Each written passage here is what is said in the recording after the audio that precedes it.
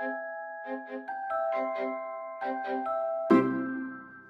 always think of wildlife gardening as kind of organised chaos, and I'm a bit OCD, if I'm honest, so I like things to be neat naturally in my brain, but in reality wildlife gardens can't be neat. They have to be, in my opinion, something between organised and something between chaos.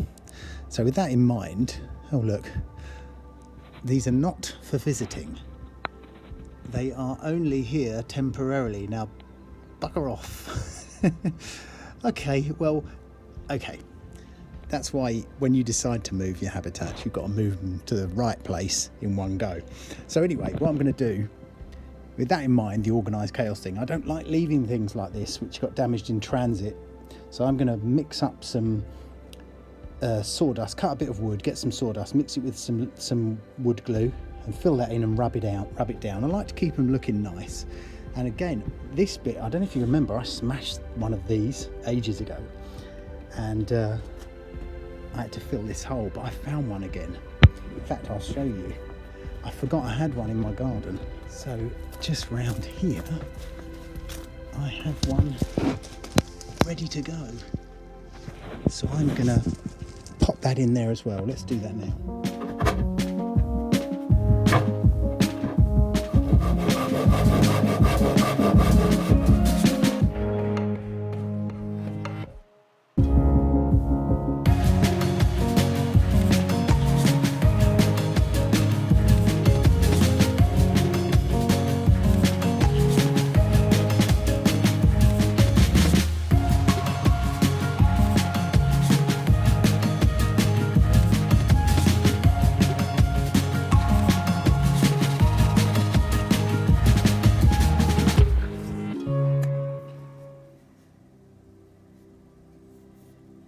That looks like it's done. So once that all greys up again, that will look lovely. I'll do it with the other 9 bits of damage, and then that bit's repaired, and we'll then work on the other bit.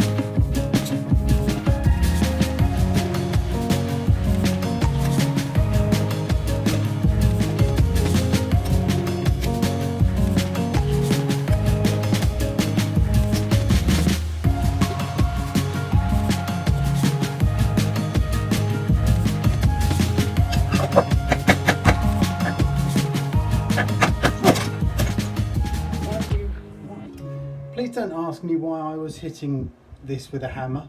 I have no idea. I got frustrated with this last one, and I forgot that this wasn't a solid block, and of course it's like 1 inch thick. Of course it's going to break. But don't worry, we can take the little thing out and we're going to glue it up. It's fine, let's do that now.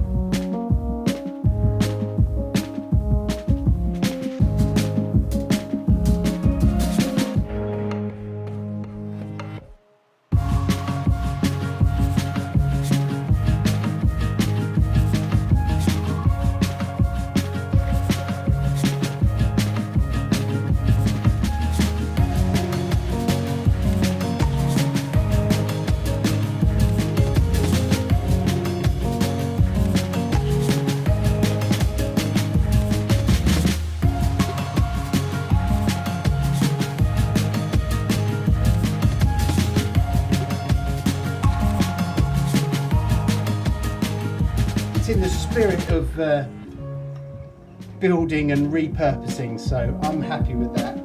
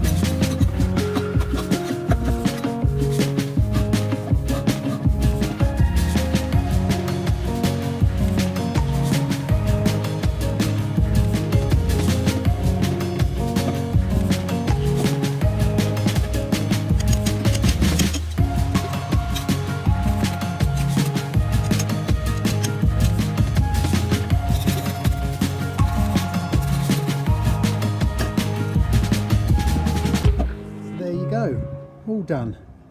Looks as good as new. Can't even see the cracks. In fact, I'm on the wrong one. It's the middle one. Yeah, can't even see the cracks. Had a few inhabitants there that I had to be careful with, a couple of spiders and that bug, but everything's out, and I'll find a place for that in the new habitat. So trouble is, that's taken far longer than I thought it would, and I've used up most of the week. I'm still working at the moment. I'm not kind of semi-retired yet, so I'll give you a quick update, then we'll move on to week 3 because we're already fast running out of time here. I put some cotton lavender cuttings in on all of these, on the hydrangeas here. Actually, these are lace caps, and they're coming out already. I've just noticed that. So they're flowering, which is good. I've got another lace cap here, which is beautiful. Absolutely gorgeous plant. And I took some cuttings of those last year and planted them up. So hopefully they'll come out. Put a lot more cotton lavender cuttings in all these pots as well. And the alliums are actually, looks like they're actually not doing bad. They're gonna make it, I think, but it was a struggle. The other main thing that's happened this week is I've got the herb gardens ready. The wild meadow is all flattened and lovely. If you're gonna grow a meadow, and I've said this before, get the worst earth you can. I've mixed up all the sharp sand, which was underneath the slabs, in with the earth that was there. So hopefully we've got a really bad environment for grass and a good one for weeds, which is what we want, because most wildflowers are what you'd call weeds. I don't use that word. I think it's a terrible word. I think they're the most beautiful plants in the world and the most hardy and the best evolved. So, you know, go weeds. The herb garden, it's all ready to go. I've put a membrane down, recycled membrane, and a lot of rocks and some slate from this area. So hopefully it will deter slugs. I think this whole patio area is surrounded by this slate, which slugs don't like. Little bit like sand. They don't like going over stuff that absorbs their moisture because they fast run out. And if you've got a patio, you'll have found dried black bits of licorice. Don't eat it. They're slugs that didn't make it past the dawn and have suffered because of it. So hopefully the slugs will stay off the herb garden. We've moved the pots and made the area ready for the bench that's going to go across here, and the patio's all done, the seating area. So all of the heavy lifting is done now. Next week we're going to be putting in a couple of rainwater butts here, which I bought from the last property, and thinking about this area a bit more. Maybe putting in the bird water table there. You know what? I've gone dumb in my old age. The bird bath. Thank you. Putting in the bird bath in the middle of here. I put a stake in and put that in. Cleaning up some rubble and stuff I've got. But we're pretty much done this week. So watch this space. Next week it will start coming together a bit more. and I think we'll be in a good place. It's not just about wildlife gardening, this channel, it's also about anything you can do to recycle, anything you can do to reduce your carbon, and that might be recycling or reuse or water. You know, water capture, really important. It takes a lot of energy to make a clean litre of water out of a tap, and why do that when you can catch it from the rain, things like that. So we're going to be doing all that kind of stuff as well as we go along. It's all a bit ad hoc, but at least I've got my tripod back, so things are looking better. And I'll plant Mr. Rosemary in here. Oh, herbs, by the way, hopefully they love good drainage, particularly rosemary from Mediterranean kind of background. You need to keep, and that for that reason I've mixed the sand in, you need to keep a very good drainage soil. You can mix it with garden soil, but you need rocks and shale and sand and stuff for good drainage. All herbs like drainage, particularly Mediterranean ones. So that's a really important part of herb gardening. Or so I read, because I've never done it before, but hey, let's learn together. Cheers, guys. Bye.